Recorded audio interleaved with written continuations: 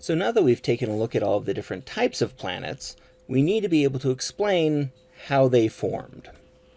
Okay, so as we've looked at these other ones, we've had to question some things about the nebular theory. Specifically, we have to worry about Jovian, the hot Jupiters. When we talked about the nebular theory previously, we mentioned that Jovian planets form beyond the frost line, which is far from their star. Yet we've found many hot Jupiters, these Jovian planets that are super close in.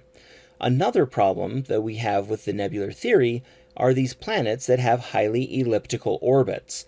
According to the nebular theory, most planets should have nicely circular orbits, but we find that is not actually the case.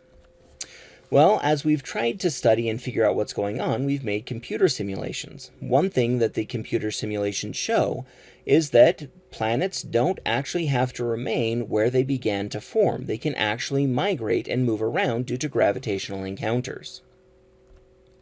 Okay, so a planet can actually begin forming, and as it does, it can then begin to interact with the protoplanetary disk, creating knots and waves. These knots and waves can then pull on the planet gravitationally, causing it to drift in or drift away from the planet. Okay, in these ways, the planet itself is actually migrating. I believe that we mentioned previously that the period of heavy bombardment may have actually been caused by Jupiter. So the period of heavy bombardment was very early in the Earth's history, where we see that there were a lot of more impacts, like substantially more impacts than what we see today.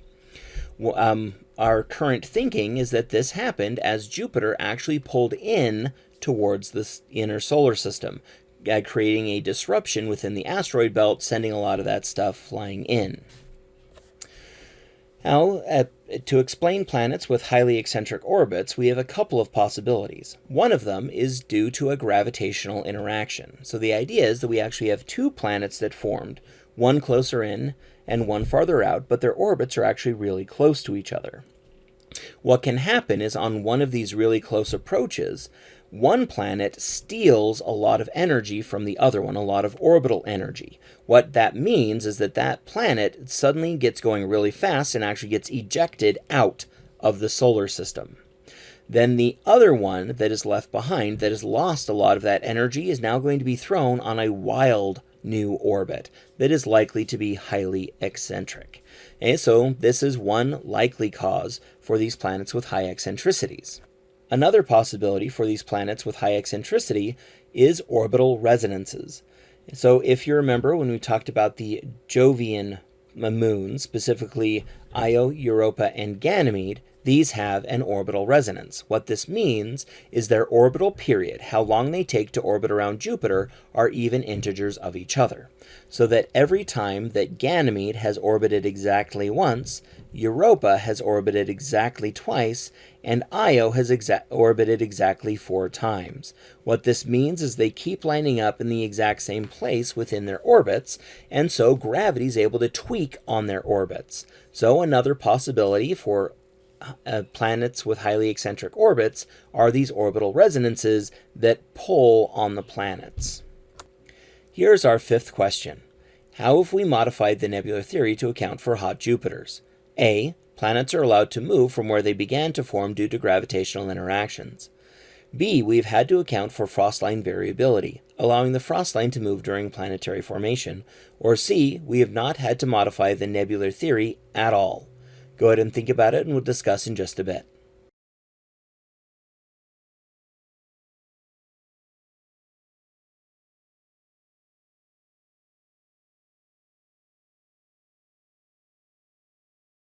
So the way that we account for hot Jupiters is A. Planetary migration. Planets can move as they are forming due to gravitational encounters. Now, we're able to we still need to be able to explain all of the different planetary types using the nebular theory.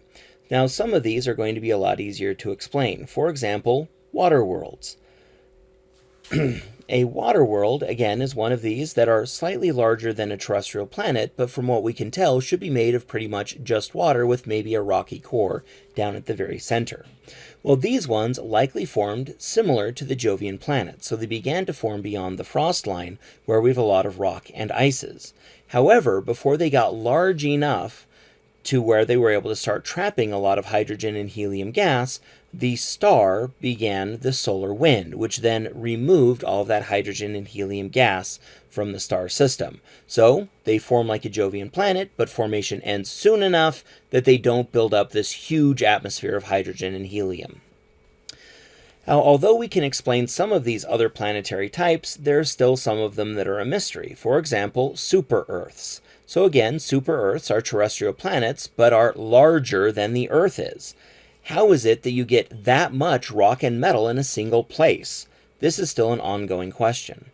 Another one are the planets that are almost pure metal, that appear to have very little rock. How is it that you get an almost pure metal planet with very little rock? Again, we don't have all of these answers yet, but hopefully we will soon. Now, one of the ultimate questions is how common are star systems like our own, where we have terrestrial planets close in and Jovian planets farther out? Unfortunately, we don't know. We've never actually found one exactly like our own, but that might be because of how it is that we're searching. Remember, so far, most of the planets we've found in are super close to their star. So, is it because we just don't have enough information, that we haven't probed all of these star systems out into the outer solar system, or is it that our own solar system is actually unique? This is an ongoing question that we actually don't have answered yet. Personally, I wouldn't be at all surprised in the next few years and decades we actually find other star systems similar to our own, specifically other ones that are orbiting around stars that are similar to our sun. But right now we just don't have the data, so we can't say for certain.